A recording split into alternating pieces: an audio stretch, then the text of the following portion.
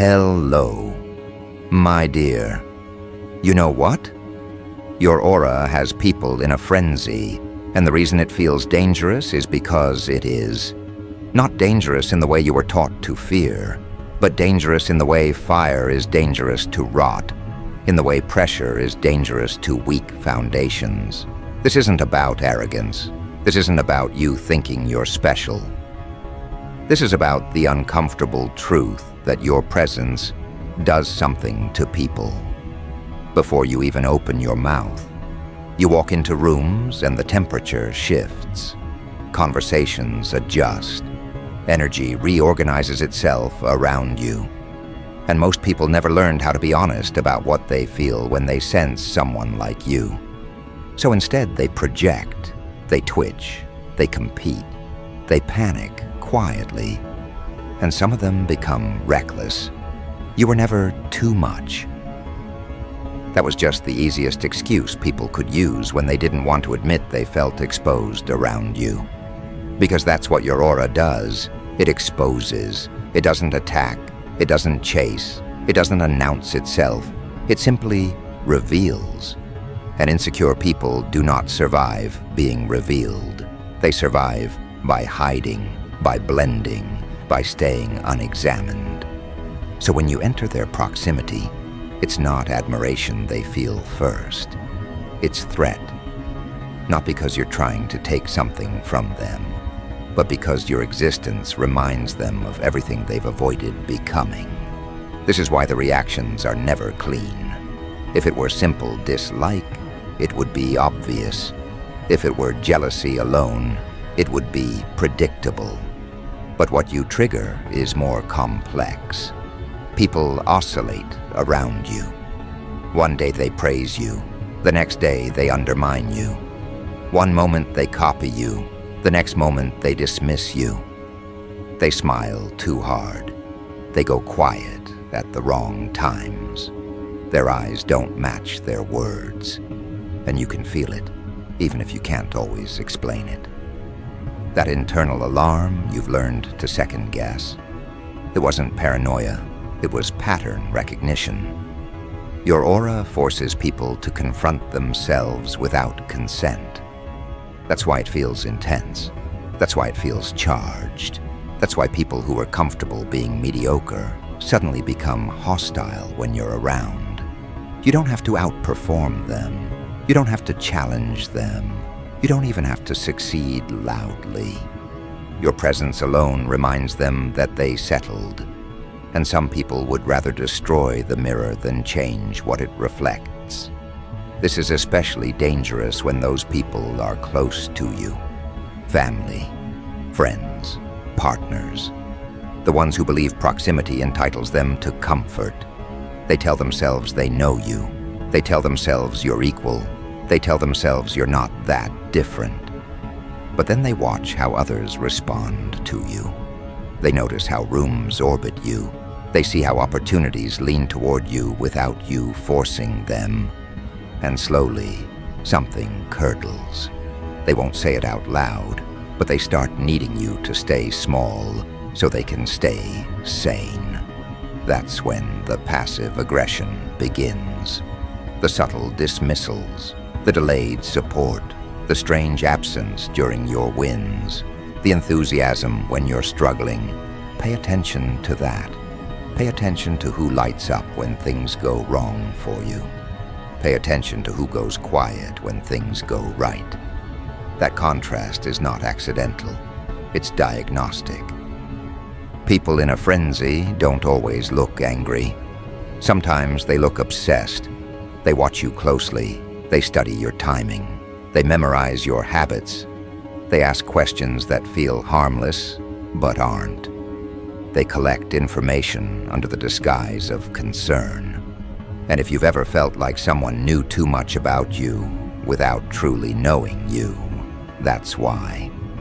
Your aura pulled them in, but their intention wasn't connection. It was comparison. Here's the part most people don't like admitting. Intimidation doesn't require superiority. It requires authenticity. People who live fragmented lives cannot tolerate someone who moves as one piece. You don't need to be richer. You don't need to be louder. You don't need to be perfect. You just need to be aligned. And alignment is unbearable to people who survive by performing versions of themselves they don't respect. That's why you've tried to dim yourself before. Not because you lacked confidence, but because you felt the friction. You noticed that every time you showed up fully, something went wrong. Someone lashed out. Someone withdrew. Someone tried to compete where there was no competition. So you learned to edit yourself, to soften your voice, to shrink your presence, to over-explain so others wouldn't feel threatened.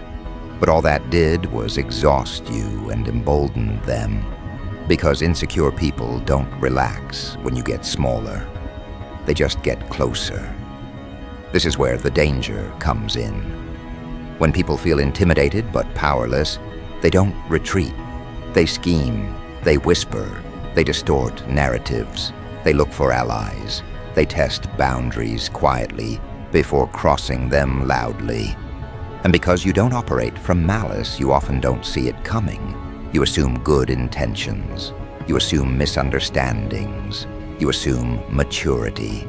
Meanwhile, they're rehearsing scenarios where you are the villain and they are justified. That's why some of you have experienced sudden character attacks. Rumors that feel exaggerated. Accusations that don't match your behavior. Situations where you're confused how things escalated so fast. That escalation didn't start when you noticed it.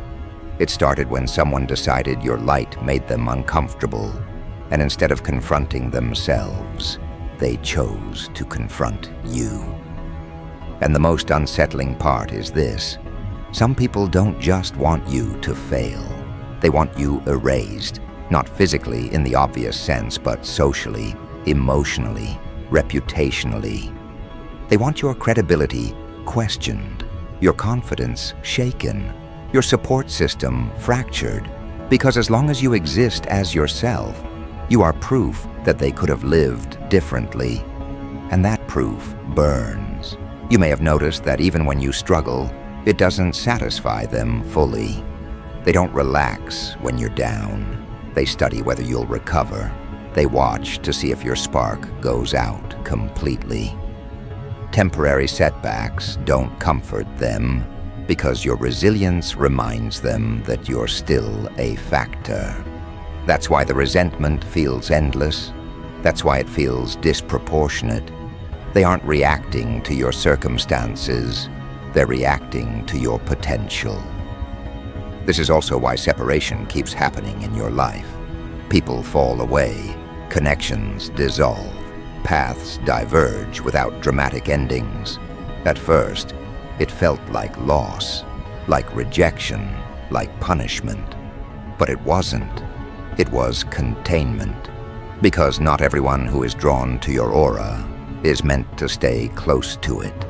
Some are attracted because they want warmth. Others are attracted because they want control. And the second group becomes volatile when they realize they can't possess what you carry. You don't intimidate people because you're cruel. You intimidate them because you're ungovernable. You don't need permission to exist as you are. You don't collapse without validation. You don't disappear when unsupported. That independence terrifies people who rely on hierarchy and approval to feel real. They need someone above them or beneath them.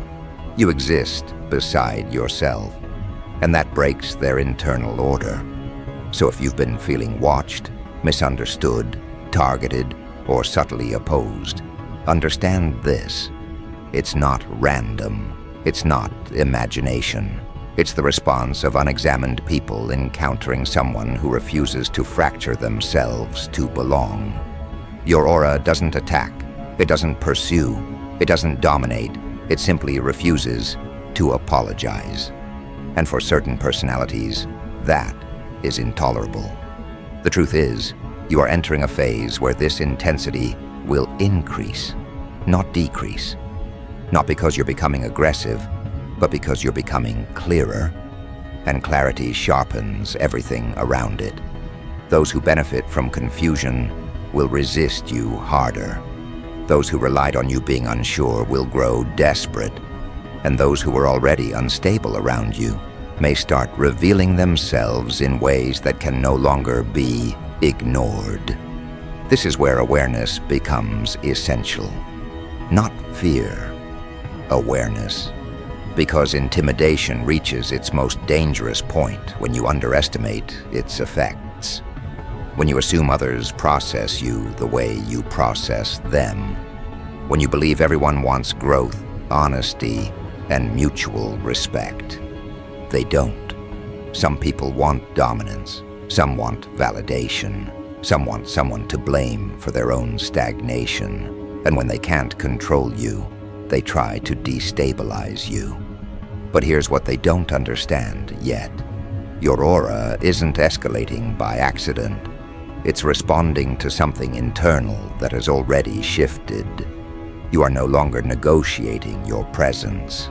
You are no longer asking to be understood. You are no longer shrinking preemptively.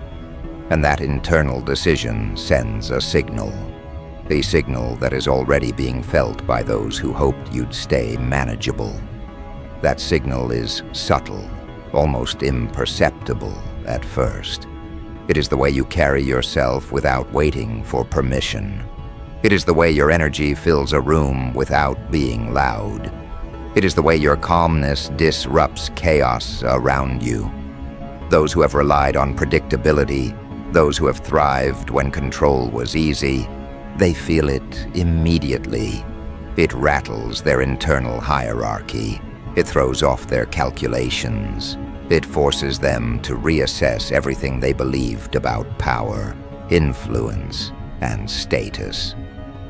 And this is the moment where many begin to overreact without even realizing why. They sense your shift before they can articulate it.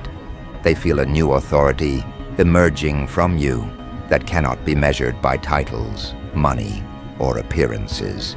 It is raw, undeniable, and threatening to anyone who depends on maintaining a false equilibrium. And this threat is not something you created externally. It is the natural projection of your own alignment, the consequence of an internal evolution they cannot match. What is critical to understand here is that energy, especially the kind you carry, operates like a mirror and a magnet simultaneously. It reflects the hidden insecurities of those around you, while attracting awareness from those who are ready to witness the authentic. People in proximity to your energy cannot hide themselves anymore. Their responses become involuntary, automatic, and revealing. This is why you have seen sudden shifts in relationships. Why people who once smiled at your victories now look away. Why conversations become strained. Why subtle resistance replaces encouragement. These are not random occurrences. These are patterns, signals of a deeper psychological response. People feel exposed around you. They feel measured against an invisible scale you didn't ask to hold, but they are forced to.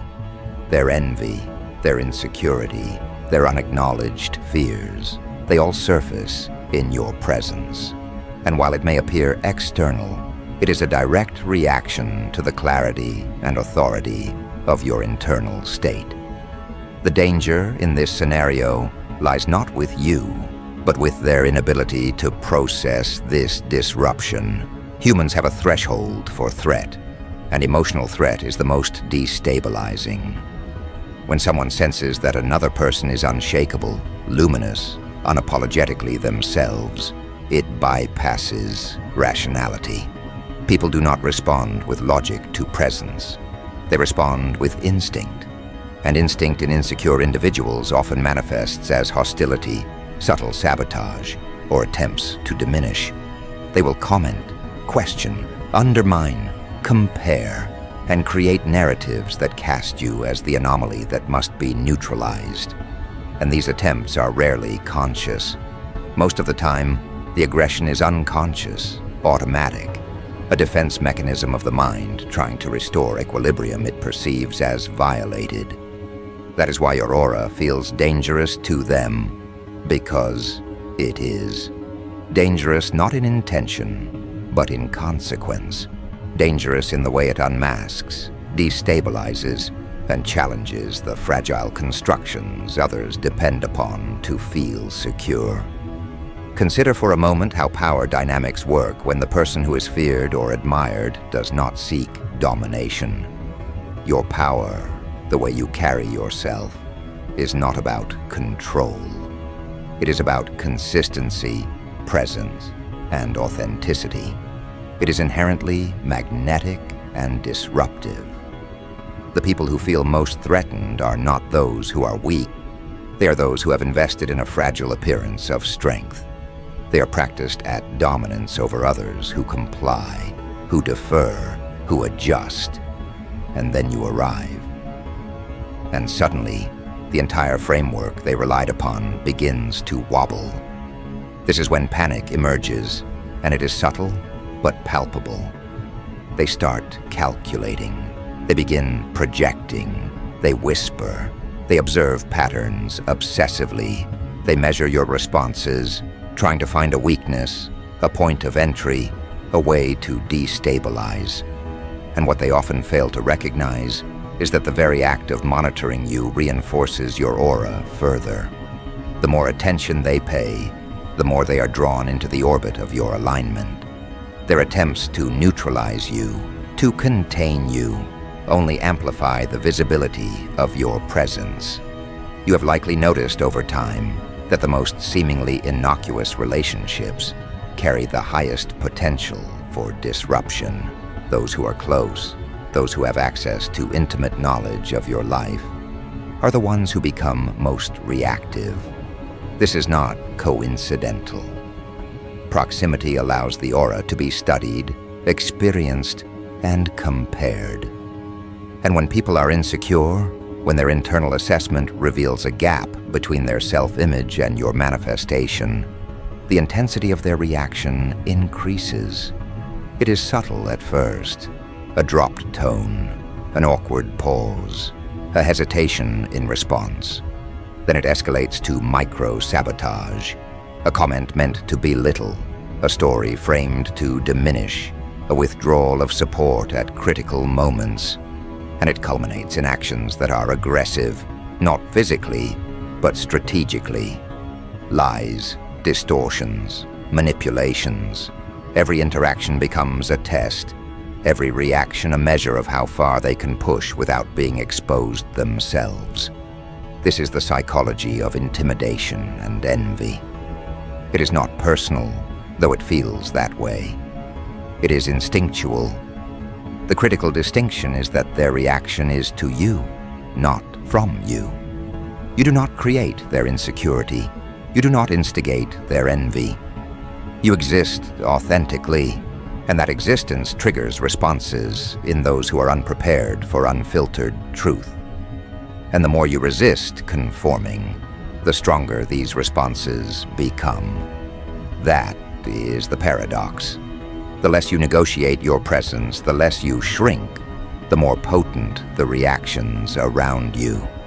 And because most people are accustomed to influencing others through superficiality, flattery, or control, encountering someone immune to such tactics creates anxiety, obsession, and a form of uncontrolled fear.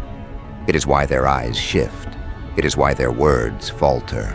It is why they engage in overcompensation, attempting to restore a hierarchy that no longer holds. You are not responsible for these behaviors, but you are responsible for recognizing them, navigating them, and maintaining your alignment. Your aura also functions as a filter, whether you intend it to or not. It attracts individuals who resonate with authenticity and repels those who cannot accommodate it. The challenge arises when those repelled are those whose opinions, proximity, or influence matter to you. This is when lessons about separation, boundary setting, and strategic distancing become necessary. You do not cut people off to punish. You cut people off to protect your trajectory, to preserve the integrity of your energy, to maintain clarity. And those who cannot bear the truth of your presence will always attempt to draw you into conflict. They will test patience, ethics, and restraint. And part of mastery is understanding which battles require engagement and which require observation and measured withdrawal. Another layer to consider is the psychological projection they will impose. People who are intimidated often attempt to map their fears onto you. They will accuse you of arrogance, of cruelty, of manipulation, even when your intent is neutrality or kindness. They do this to externalize their discomfort, to create a narrative where they retain a sense of control. And because these projections are emotionally charged, they can affect your social perception if you are not vigilant. That is why awareness is not optional. Awareness is protection. It allows you to witness the reactions, decode the motives, and respond strategically rather than emotionally. It allows your aura to remain a source of empowerment rather than a point of vulnerability. This level of intensity around you is rarely accidental. It is cumulative. Each time you refused to shrink, each time you held your ground, each time you aligned with your own truth rather than others' expectations, the field of energy around you strengthened. And those who were never able to tolerate unfiltered authenticity are now in positions of observation, evaluation, and reaction. They feel threatened not by what you say or do, but by the mere fact that you continue to exist fully. And because they cannot neutralize your internal alignment, they attempt external destabilization. This is why patterns of passive aggression, gossip, subtle undermining, and manipulation intensify precisely as your clarity and consistency expand. You are a catalyst. They are reactionary. The dynamic is inevitable, but your mastery of it is not. It is essential to understand that power, in this context, is subtle but absolute. Your aura operates on a level that does not require verbal assertion.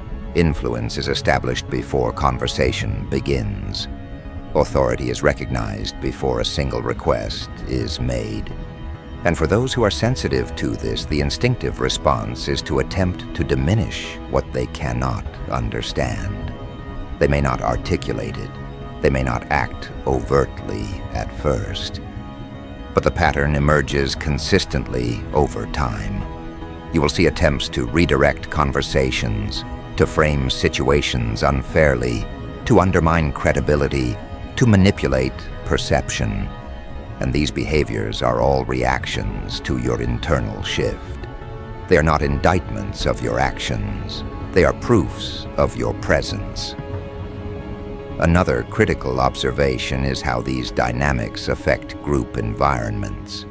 People who sense your intensity often attempt to assemble allies, consciously or unconsciously, to stabilize their own perception of dominance. They observe who is impressionable, who seeks approval, who is susceptible to manipulation, and they attempt to integrate these individuals into their sphere. Your presence disrupts this social architecture. It forces recalibration, it forces honesty, and it forces choice. Those unwilling to be honest may attempt containment through social maneuvering. And this is why distance becomes a necessary tool. Maintaining alignment in proximity to reactive individuals requires boundaries, clear perception, and strategic discretion. This is not withdrawal from power. It is consolidation of energy. Consider the long-term implications. Your consistency, your refusal to shrink, your unapologetic existence, all of these send ripples outward that are invisible to those who are untrained in perception. Relationships adjust, networks realign, opportunities gravitate. People who once appeared supportive may subtly attempt to divert or disrupt your momentum. Simultaneously, individuals who resonate with your energy, who are ready for alignment, begin to emerge. They recognize authority without confrontation, collaboration without coercion, and resonance without competition. Your aura functions as both a filter and a magnet, simultaneously repelling those unprepared and attracting those in harmony. Understanding this dynamic is crucial to navigating the external chaos while maintaining internal clarity. And here lies the paradox. The very behaviors of those in a frenzy confirm your potency. The attempts at containment, the jealousy, the micro-sabotages, they are markers of influence, proof of the authenticity and intensity you carry. While it may feel destabilizing, it is evidence of effect. Those who can tolerate your presence without reaction are those who resonate with your frequency. Those who cannot tolerate it are inadvertently highlighting the boundaries of your impact. Recognizing this allows you to move with precision, to invest energy wisely, and to escalate presence intentionally rather than reactively. Every attempt to diminish you reinforces the necessity of alignment, clarity, and purpose. Your task is not to correct others' perceptions. That is a fruitless endeavor. Their interpretations are rooted in internal deficiency, not in your misalignment. The moment you take responsibility for others' reactions, you dilute your own authority. You dim your light to appease shadows, and shadows cannot be appeased. You are witnessing the psychology of projection in real time. Recognize it, categorize it, protect yourself from it, and then continue with the expansion that initially triggered the response. The fire that burns within you cannot be extinguished by external unease. It is nourished by authenticity, sharpened by challenge, and validated by resilience. Understanding this internal-external feedback loop allows for mastery, rather than becoming entangled in attempts at appeasement or retaliation. The ultimate evolution of this phase is realization. Realization that intimidation is not weakness, aggression is not your responsibility, and chaos is not necessarily opposition. You are learning that presence itself is sufficient, that influence does not require coercion, that clarity of self is unassailable when maintained. Those in a frenzy will act, will react, will escalate, but your energy is not subject to escalation. You are becoming unmovable. And in recognizing this, you also recognize that relationships, proximity, and social structures are tools, not determinants. They are the environment in which power and presence manifest, not the source of them. This awareness allows you to anticipate patterns without being reactive.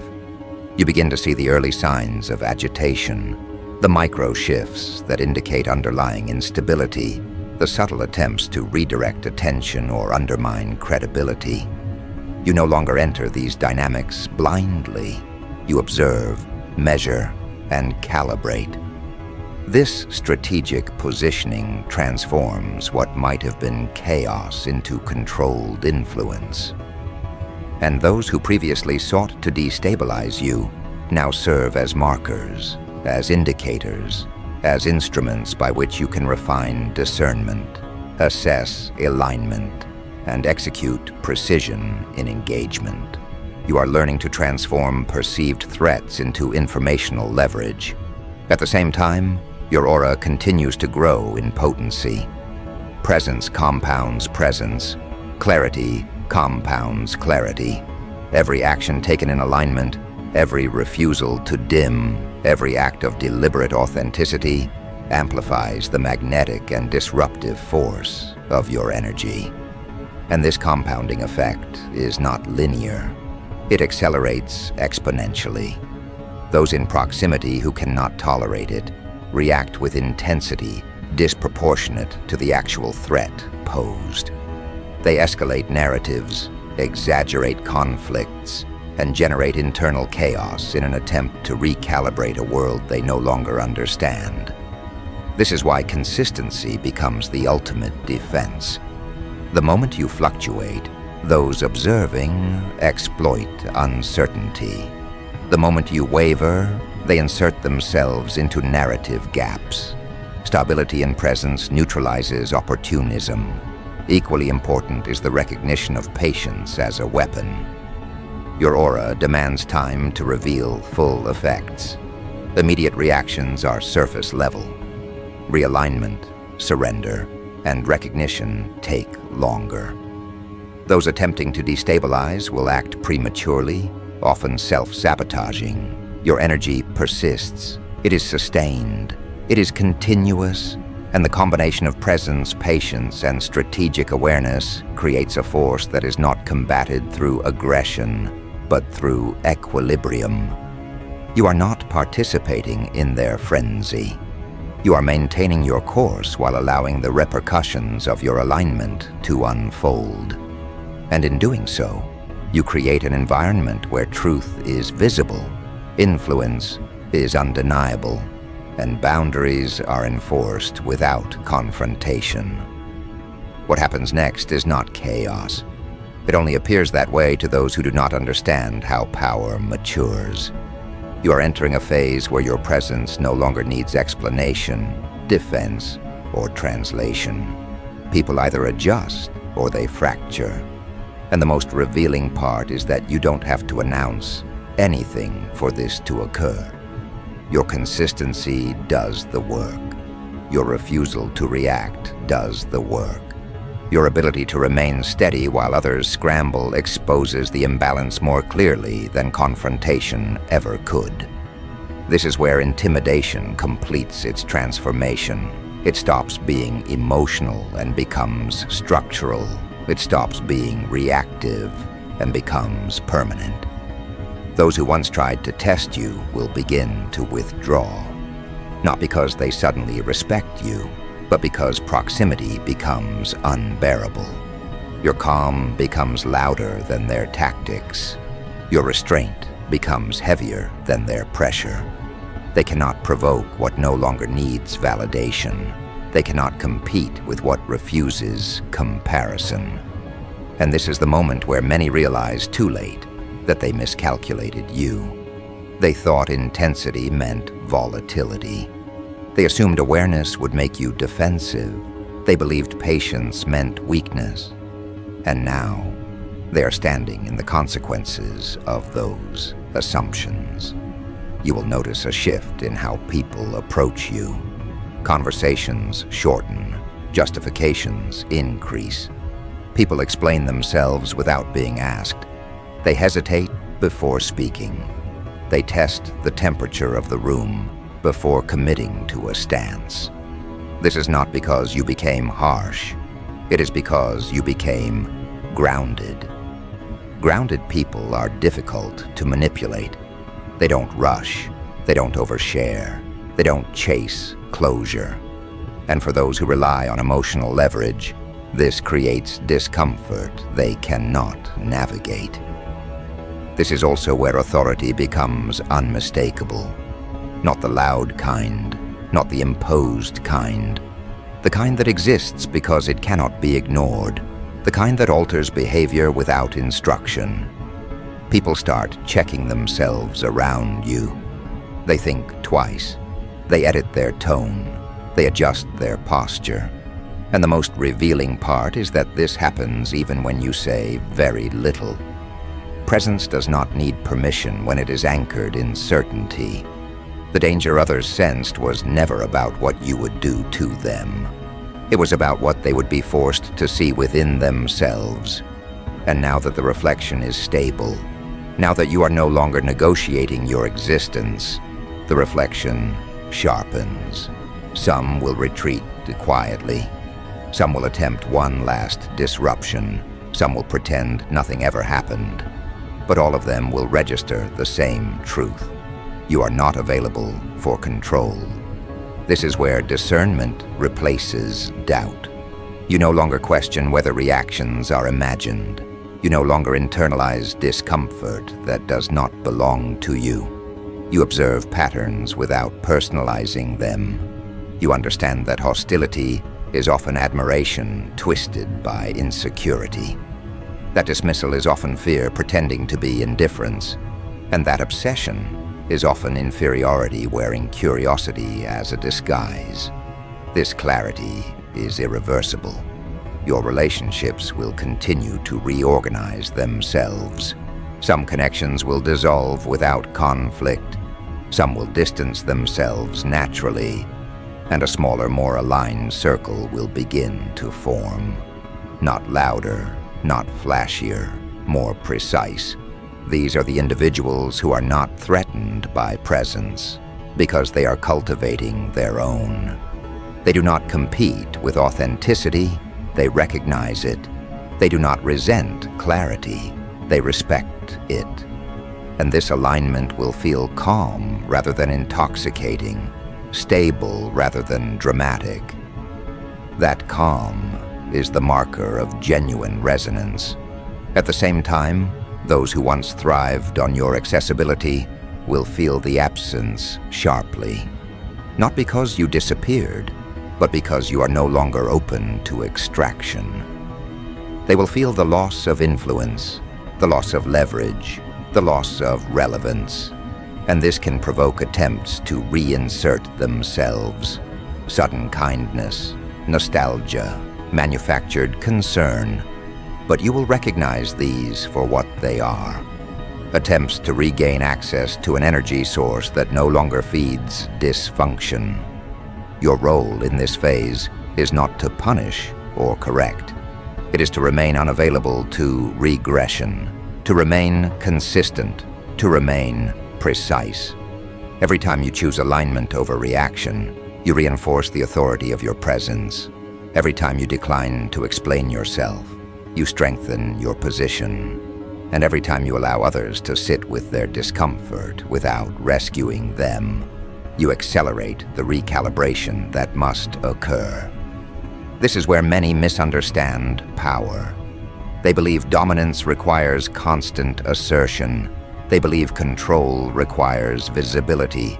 They believe influence requires persuasion. But the kind of influence you are embodying now is quieter and more permanent. It reshapes behavior rather than demanding it. It alters environments rather than confronting them. And it endures because it is not dependent on performance. You will notice that the frenzy subsides not all at once, but in layers. First comes confusion, then frustration, then distance, and finally, acceptance, not admiration. Acceptance. They accept that you are not bending, that you are not shrinking, that you are not engaging on familiar terms. And once acceptance settles in, the danger dissolves.